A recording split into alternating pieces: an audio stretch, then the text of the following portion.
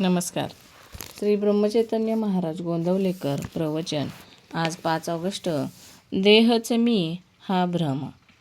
आपण कोण, आपले कर्तव्य काय, हे कळणे जसे व्यवहारात जरूर असते, तद्वतच परमार्थात सुद्धा मी कोण हे कळणे पाहिजे.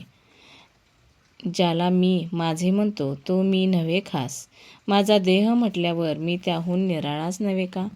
देहाला ताप आला तर मला ताप आला, देह वाळला तर मी वाळलो असे म्हणतो. हीच चूक, हाच भ्रम. वास्तविक देहाहून वेगळा असूनही देहच मी अशी भावना केली, म्हणून मी सुखदुःख अनुभवू लागलो. दुःख नको, सुख हवे असे मला वाटते. याचा अर्थ माझे मूळचे स्वरूप हे नित्य सुख रूपच असले पाहिजे. नदीच्या पात्रातले पाणी आणि तिथूनच भांड्यात आणलेले पाणी दोन्ही एकच, पण भांड्यातल्या पाण्याला चव आणि स्वाद निराळाच येत असेल तर भांड्यात घाण आहे असे आपल्याला समजते. तसे सुख रूप असणाऱ्या आत्म्याचाच अंश असलेला जीव दुःख रूप झाला, याचे कारण देहसंगती.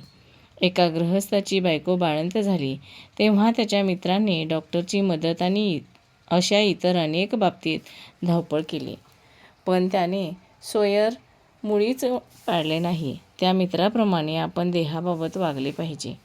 एखादे झाड काढायचे असेल आणि ते पुन्हा वाढू नये अशी इच्छा असली तर त्याची पालवी वर वर खोडून काम होत नाही. त्याच्या मुळाला पाणी घालणे बंद केले पाहिजे. तद्वतच संसाररूपी वृक्षाला आम्ही अभिमानाचे पाणी वारंवार घातल्यामुळे तो इतका फोफावला आहे. तो अभिमान नष्ट केला पाहिजे.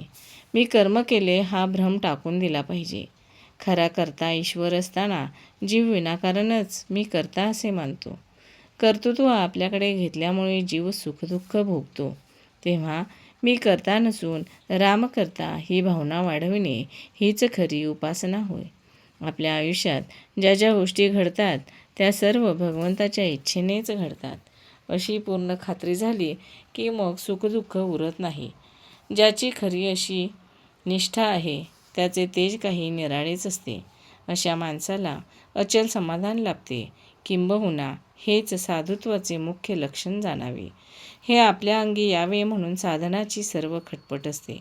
खरोखर तुम्हा सर्वांना आता पुन्हा एकच सांगतो की सदैव नामात राहण्याचा प्रयत्न करा आणि नीतीला धरून राहा. त्यानेच तुम्हाला भगवंत भेटेल. परमार्थात नीतीला, शुद्ध आचरणाला फार महत्त्व आहे. जो शुद्ध मनाने परमेश्वराचे चिंतन, नामस्मरण करतो त्याला सहाय्य करायला परमेश्वर सदैव तयार असतो. आपण त्या परमेश्वराला शरण जाऊन त्याच्या नामाचे प्रेम मागूया.